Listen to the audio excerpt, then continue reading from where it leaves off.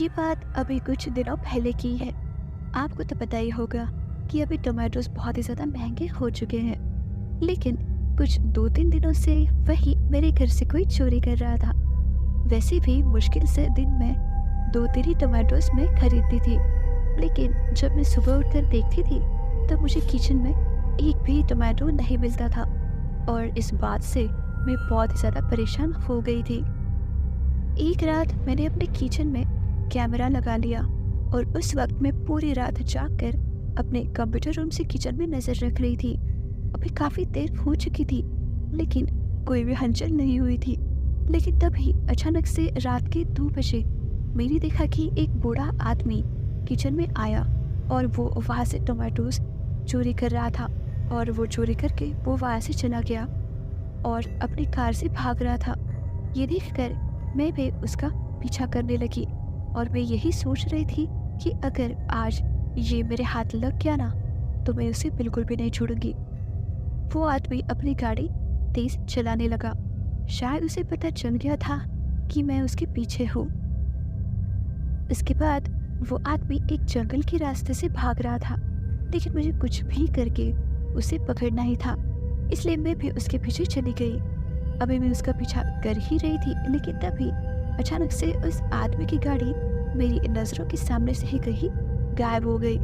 उसके बाद मैं उसे ढूंढते हुए बहुत आगे चली गई, लेकिन वो आदमी मुझे कहीं भी नहीं दिखा। इसलिए मैं सोचने लगी कि शायद वो मुझे चकमा देकर भाग गया है। कोई बात नहीं, कल तो वो ज़रूर आएगा। ऐसा सोचकर मैं वापस अपने घर जाने के लिए निकल गई।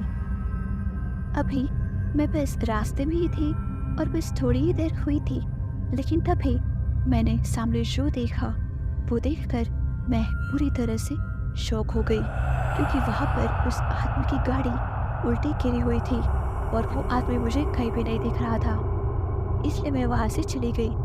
लेकिन तभी मैंने सामने जो देखा, वो देखकर मैं डबल शॉक हो गई और मुझे खुद पर यकीन नहीं हो रहा था, क्योंकि मेरे सामने ही उस आदमी की लाश पड़ी हुई थी, जो हर रोज मेरे घर से टोमेटोज चोरी करता था।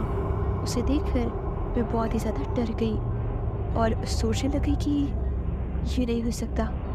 मैंने तो कुछ भी नहीं किया, मैं तो बस उसका पीछा कर रही थी।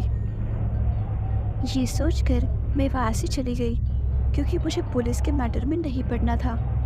उसके बाद मैं सही सलामत अपने घर पहुंच गई।